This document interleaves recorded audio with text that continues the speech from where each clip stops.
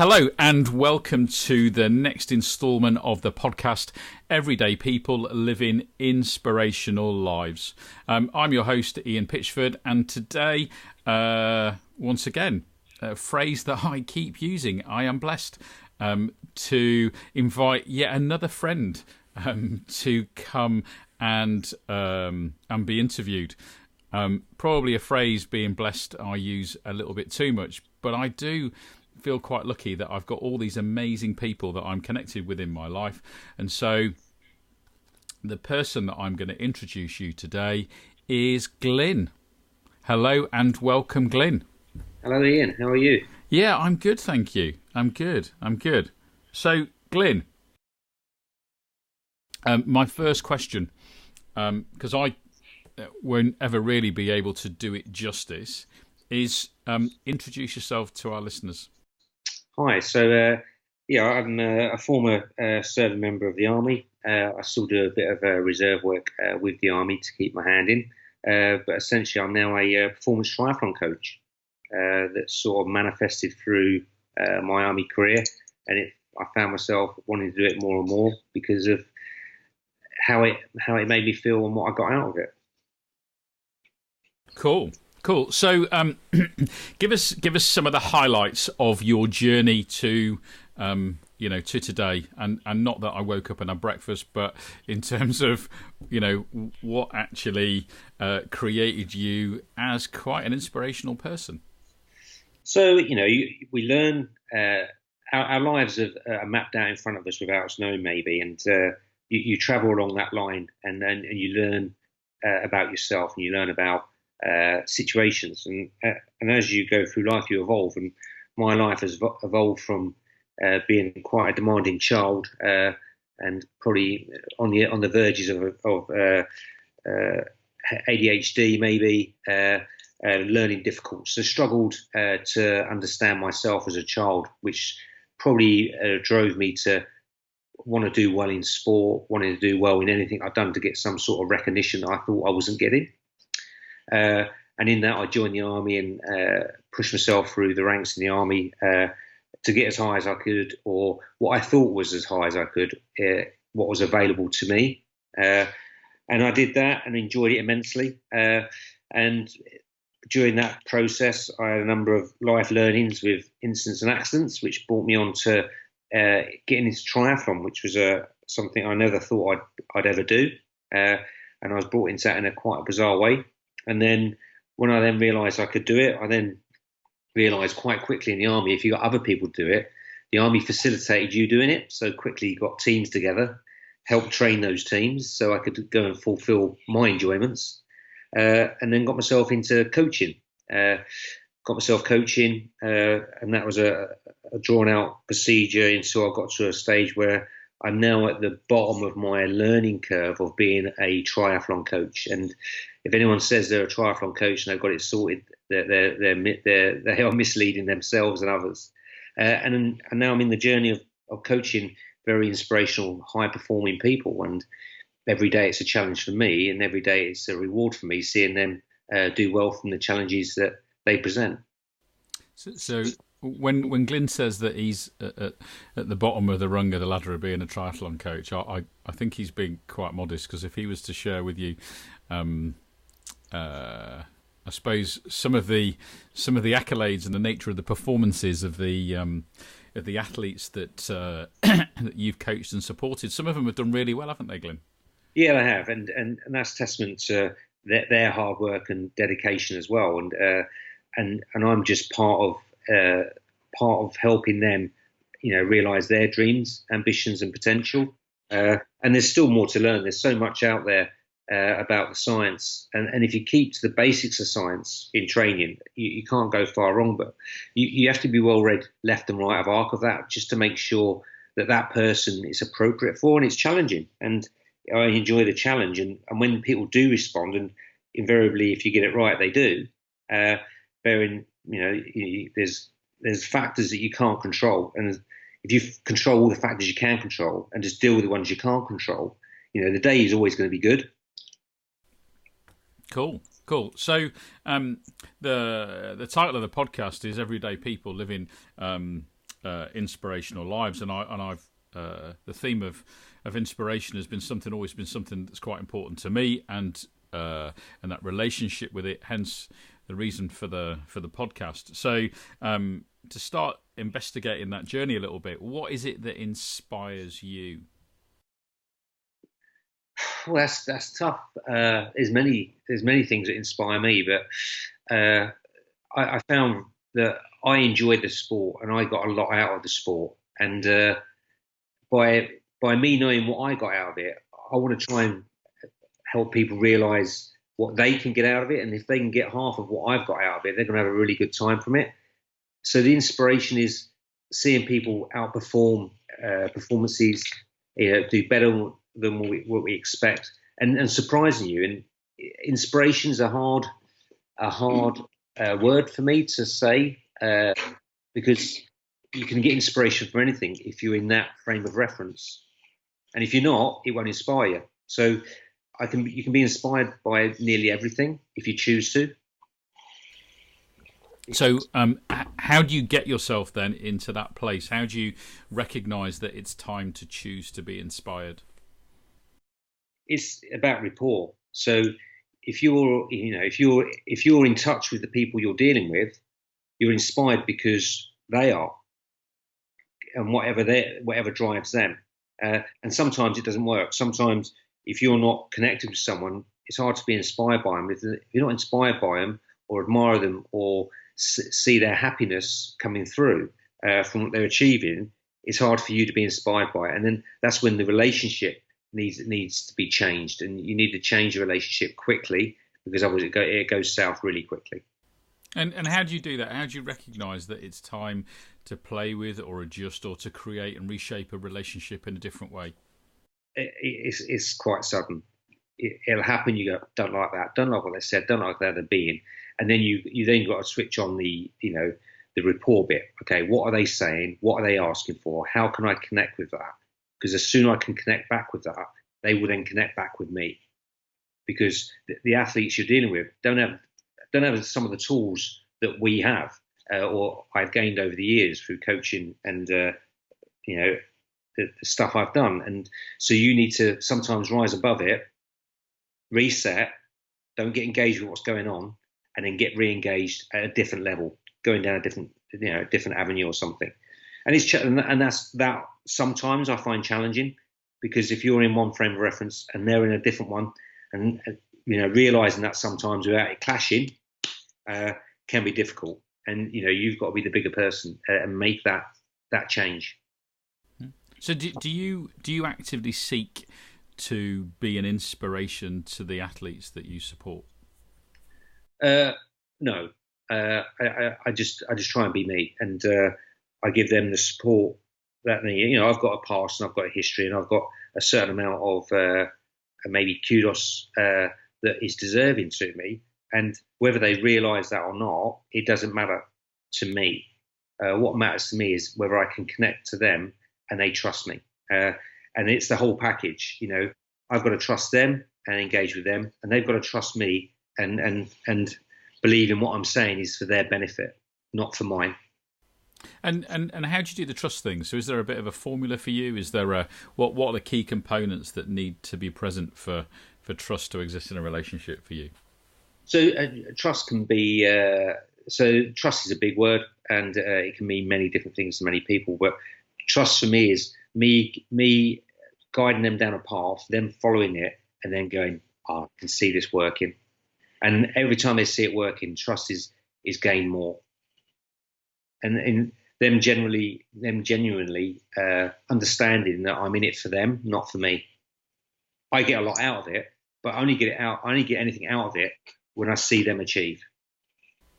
And is it quite easy to be able to let people know that you're in it for them as much as they're in it for themselves? They just learn it. You can't teach it, you can't tell it, can't instruct it. It just happens. And if it doesn't happen, it's because something I'm doing wrong. And then it's that thing. If it's not working, readjust, reset, get in their frame of reference, and then proceed again. And Some people it's easier to do with, and others it's not as easy. And the people it's not as easy for are the normally in my short experience is the high achievers, because they always want to do better. So as soon as they see it going well one way, they try and change track to try and make it go better in a different way, because it's okay in that one. Let's make it better here. And I deal predominantly with triathletes, and generally triathletes are people who don't do well in crowds, or if they do well, only do well for short periods, and their energy runs out quickly. And how does that work when they interface with you then? So you keep it short and sharp, and you keep it to the point. And you got to do a little bit of homework of what they've done all day, because if they've been around people all day, they're tired, and as much as they want to listen and engage and go on, they're mentally exhausted. But if they've had a nice day where they've been out on the bike, swimming, they've been by themselves all day, you've got a captive audience for that period of time. And it's just sometimes it's accepting, okay, maybe this session's not going to go as well as it could do. Let's just cut it short, get to the point, and let you go and chill out for a bit. So all that stuff that you've talked about and that features in terms of the relationship between you and your athlete, you and your athletes. What do you take from all that? How do you use what you learn in everyday life in all the other places that you hang out and you are? I don't know. There's pretty many learnings I've had over the years that I could depict it and put it into a scenario, but it's just an unconscious learning, and you just pick it up and I know I do this, I say this because I know it works, but I can't go back to when I learnt it and depict it properly, or do it justice to be able to forward it on or educate someone else in how to do that, whatever that is. So is there have you got a formula for how you make life work well for you? Yeah, just do what you like and do it as much as you can. And life for me is going to be different for life for you, and for many other people. I believe I live a simple existence, and that works really well with me. I've had hectic life. I've done busy stuff, and I've worked all day every day with very little time off, and now I don't, but I'm always doing stuff, but it doesn't feel like work anymore. It just feels like this is my day, and I predominantly work from home, and if I'm not at home, I'm in another country, still working with a different environment, different people, and keeping connected with the World Wide Web. And the World Wide Web makes my life and my day-to-day life really easy, because although people won't probably agree with me, but I like my own time and I like my own space, and sometimes being around people all the time wears me out. And was that ever a challenge when you were in the army? I didn't think it was a challenge at the time, but reflecting on that in the past, it was very difficult. They'd all want to go out, and I'd been at work all day with them, and I didn't really want to go out with them. And at times, people felt challenged by that. Why are you so special? And when we've been on course or everything, I've been quite happy to stay in and just do some revision. And then the problem with that is that it wasn't that I was antisocial, it was that I was worn out. And then it had come to a social or a party or an after course or something, and you go along and be life the soul of the party, and they felt threatened by that as well.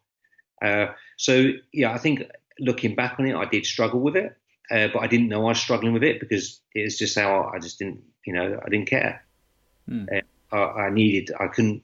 Whereas some people would course all day, go out drinking all night, get up in the morning, course all day, and if that was me, I was like, I couldn't be around anyone. I've spent too much time around people, and I need some me time. And no, sorry, Glyn, go on. And I've experienced that in when I do triathlon camps and stuff, that you're there all day coaching in front of people. At the end of the day, I just need to go and just be me a bit and just let me have some me time and put some mindless something on the telly and just sit there and just recharge my batteries. But I know that now, and I program that, and I make allowances for that. And as someone who's known Glyn for a few years now, then you definitely recognise when Glyn needs Glyn time. But one of the things that's always struck me about you, unlike other people that have at times have some very similar traits, is that you've always had a real confidence in knowing that that's what you needed and that's what made you okay. You've never necessarily questioned whether that was okay for you or not, and that's just been something that's really heartwarming to see. Actually, is that you've got a really strong relationship and understanding with yourself. Yeah, and that's got stronger as I've got older. With confidence and peer pressure and stuff. When the peer pressure, as you work through the ranks, the peer pressure wasn't so great, and I was more comfortable with being me. And even more so now I've left the army completely. I am completely self-aware of what I need when I need it and when I don't need it.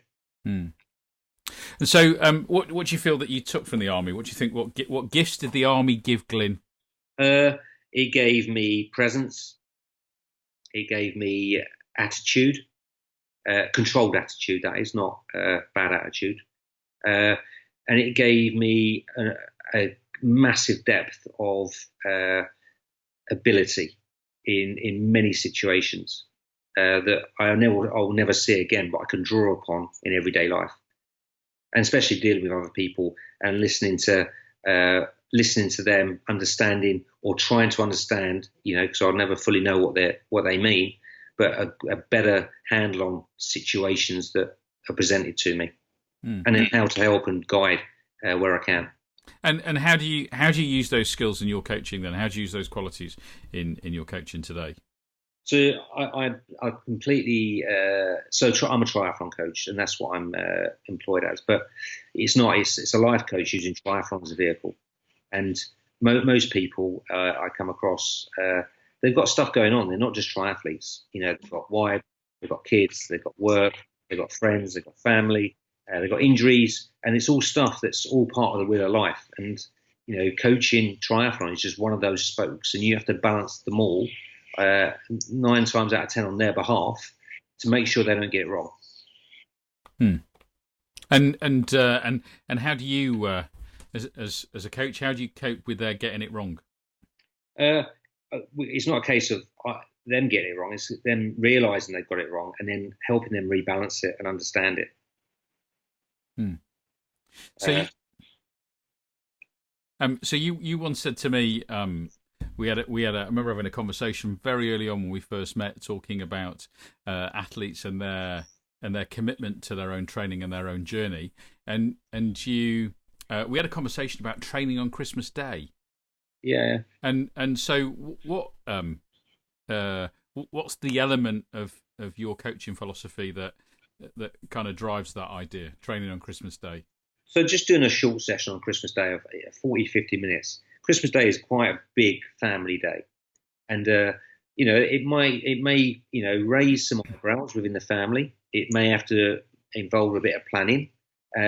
And if they can do that, and I'm sure there's a point in everyone's day on Christmas Day they could get out for 40 minutes, and that I use that then as a lever. So when they're tired, can't be bothered, or losing a bit of inspiration, not only do I, but their wife, family, kids, and friends that have seen them go and train on Christmas Day will go, "Hey, you've got nothing else on, you just can't be bothered, and you train on Christmas Day, so get out." Cool. So creating the evidence for them to inspire themselves. Yeah. Cool. So if you were to take what you knew now and what you've discovered since leaving the army and now working as a very successful full-time triathlon coach, what do you wish you knew at the age of 18, 19, 20? hindsight's great, isn't it? And It's 2020 vision, apparently, as you now have. so I now or better. And so what would I do differently? I don't know, because well, there's many things I'd probably do differently. I'd probably drive myself further forward quicker. Realize that there's no end state in anything. It's always driving forward. Be less afraid of challenge and ultimate challenges, and maybe a little bit more reckless in my approach to betterment. So, do you think you'd have held yourself to account a bit more in terms of your own growth and what the things that you wanted to achieve in life? I think I would have been more less hard on myself that I have to excel at everything. It'd be okay to go and try something that maybe I wouldn't excel at. And have you done that? Have you had a go at that since you've left? Yeah. I've done lots of things that I wouldn't have dreamt of doing since I left. Challenging myself in many ways. And that's been, and now that's the norm. And once you break that duck and do it once or twice, it's easy. It's cool. Just breaking that duck. All right. And so, if you were to sum up all the things that you've learned throughout, your lifetime in the army and now as a professional athlete and a professional triathlon coach, if you were to share it, what is Glyn's formula for being able to inspire yourself and other people? Is there a mantra? Is there a way of being? How would you share it? Being in the now. It's a bit cliche, but being in the now. And remember, life's a journey, and the end of that journey is death.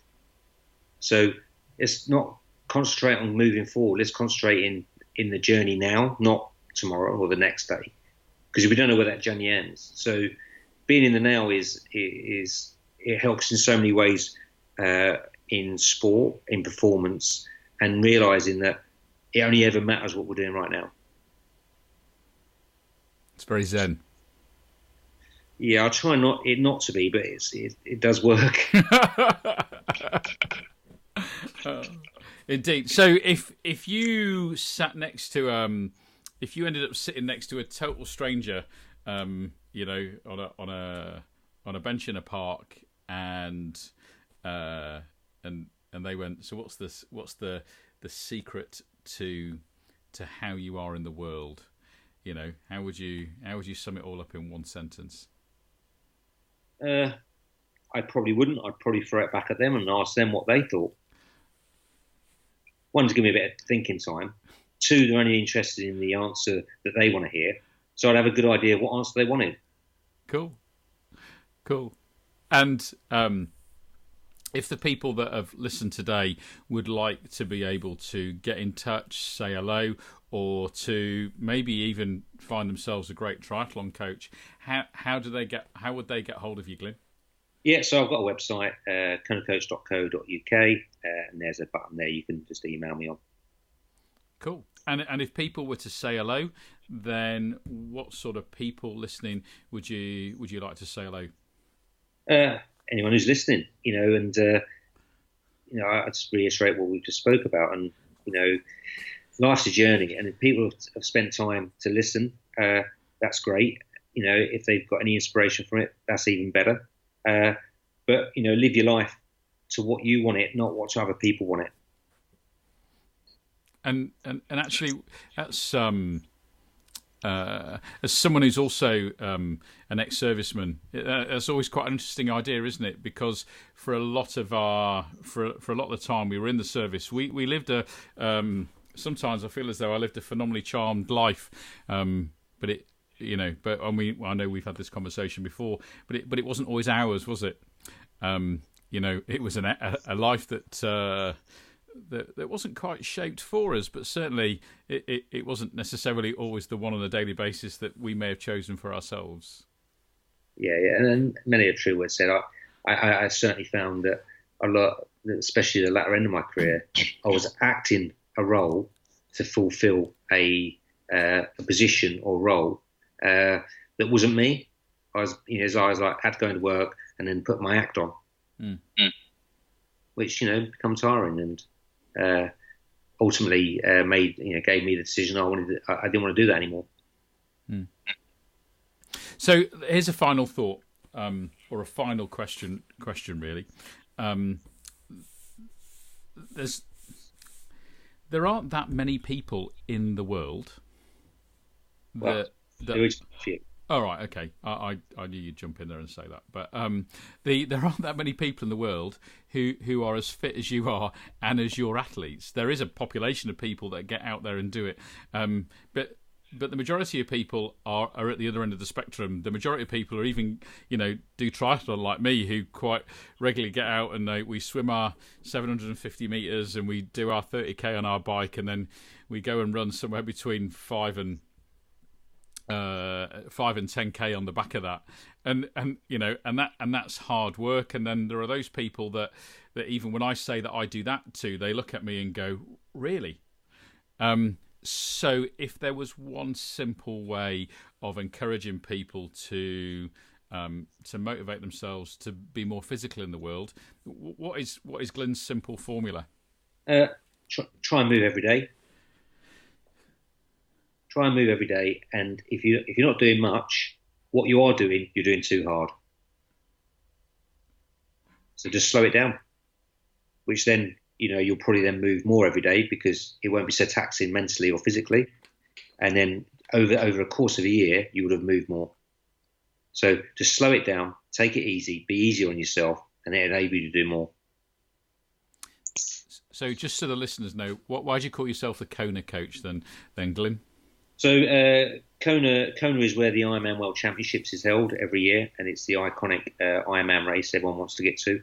The only way you can get there is by qualifying of one of the 20 odd races in the world, and then only 2,000 people in the world then compete, and you compete at age groups.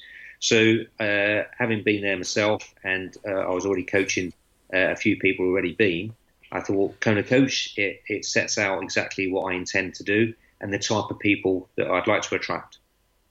High-performing athletes, people who think they've got as good as they can get and have plateaued. They're the sort of people I want to take on and then move them forward. So there's a reason why I asked Glyn that question, because Glyn is incredibly modest about his own achievements at times as an athlete, and yes, Glyn has competed at the World Championships. He's been regularly one of those 2,000 people that has been there, and and just in case people don't know, Glyn, what is an Ironman distance? What's the World Champion Ironman distance? So the Ironman distance is a 2.4 mile swim or 3.8k. It's a 112 mile bike or 180 k's, and then it's a 42k run or what we know as a marathon. Done consecutively, has to be completed within 16 hours. And just your fastest time ever? So yeah, times are a bit irrelevant. Are they? Yeah, because all courses are different. Some are harder than others. So the easier courses you get a quicker time, and then the harder courses you obviously get a slower time. But yeah, I've done 9:40, which doesn't sound very impressive, but considering the course I did it on, it is quite impressive for me. And that just goes to show Glyn's humility, is the fact that you swim all that distance, you do all that stuff on a bike, and then at the end of it, you run a marathon, and you do that in 9 hours. That is just incredible, absolutely incredible. But to really push the boundary out, the fastest anyone's ever done that is 7 hours 40. And so placing you within 15% of that as a time window means that that's pretty cool, my friend. That's a pretty cool thing to do. And it's, as we say, sometimes it's not about the results, it's the journey. And that's a hell of a journey. Yeah. And it doesn't stop there, because then you stop, you reset, and you fixate on your next achievement. Cool. I've just spent the weekend up in Stafford watching people running around the Stafford 70.3 Ironman, and you stand on the side of the road, and you see the people at the front, and you see the people in the middle, and the people at the back, and they're all working as hard as each other. It's just their ability and training allows them to go a bit quicker or a bit slower, but they're all working as hard. And invariably, the people who take longer are working harder because they've got to do it for longer, which is also a challenge. Well, as someone who has spent most of his military career then working a little bit harder and for a little bit longer than some of the other people I served with, if you want to get hold of Glyn and say hello, and if you want any top tips and handy hints, then feel free to get hold of him at Kona Coach. But I am going to say thank you and goodbye. And this has been Ian Pitchford talking to the Kona Coach, Glyn, on Everyday People Living Inspirational Lives.